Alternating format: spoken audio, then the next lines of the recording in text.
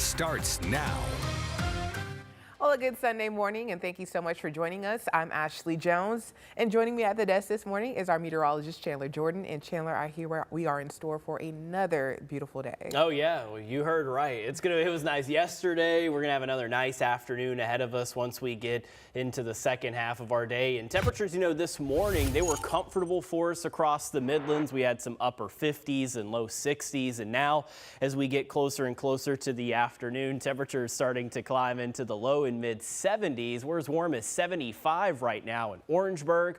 Also a warmer 73 currently in Manning, and good morning to Columbia, also coming in at 73 right now. But once we get past lunchtime, that's where we'll start to have all of our temperatures making it well into the 80s. At times, a couple of fair weather clouds out there during the second half of today, and thanks to the sunshine that we're working with, high temperatures by the end of the afternoon are going to climb into the low and mid 80s. So we've got a very nice end to the weekend ahead of us, and thanks to high pressure building into the Midlands, we've got another great set of days ahead of us because it's going to take control of our forecast for the next few days. So as we start off the upcoming work week, Monday, Tuesday, Wednesday, lots of sunshine to work with high temperatures in the low and mid 80s, and some comfortable mornings for those as well. Upper 50s, low 60s through Monday, Tuesday, Wednesday morning. For Thursday as well as Friday, just a couple of fair weather clouds out there. High temperatures into the low and mid 80s. Once we get into this weekend, a cold front drops into the Midlands. A couple of showers possible Saturday, temperatures around 80 degrees. And then at the end of next weekend, thanks to this cold front blowing through, high temperatures only in the low and mid 70s. Morning lows could even start to get very close to the upper 40s. So as we head towards next weekend, some more fall-like air will start to build into the Midlands, and it'll be a very enjoyable set of days for us out there. Remember, as always, if you need an update on your forecast, you can head over to our website, WISTV.com. Ashley. Thanks so much, Chandler. Well, we continue our coverage this morning of a tragic loss coming out of Richland County. The Richland County Sheriff's Department announced the loss of 23-year-old Deputy Jacob Salvin. Salvin died in a car crash while on duty Friday night. He was hired in 2022 and worked as a patrol deputy. The crash happened just before 8:30 p.m. at the intersection of Bluff Road and Wendy Drive. Yesterday afternoon, area first responders provided an escort for Deputy Salvin while transporting his body from Prisma Health to the Dunbar Funeral Home located off of Divine Street.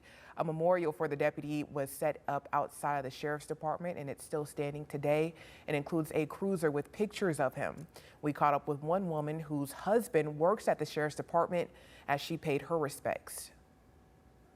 It's very somber for the department because he was young and had a lot of life left to live. And so it's another tick that adds to the law enforcement community. I never used to worry because worrying didn't do me any good. But it's a little difficult now. Sorry, because I want him to come home. And funeral arrangements will be released at a later date. The Sheriff Department asks anyone looking to make a financial contribution to please donate to the Richland County Sheriff's Foundation and designate your gift for Deputy Salvin.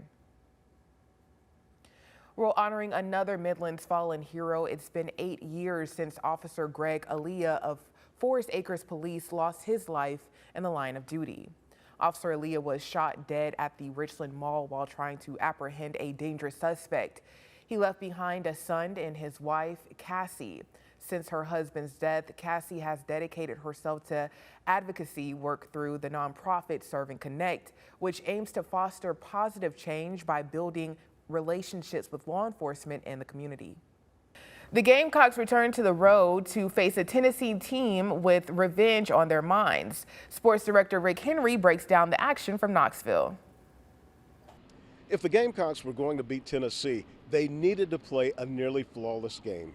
They didn't come close, and as a result, they leave Knoxville on the wrong side of a 41-20 score. Quarterback Spencer Rattler was 24 of 35 for 169 yards. He also threw one interception that was returned for a touchdown. Spencer did not receive much support from his offensive line. He was sacked 6 times.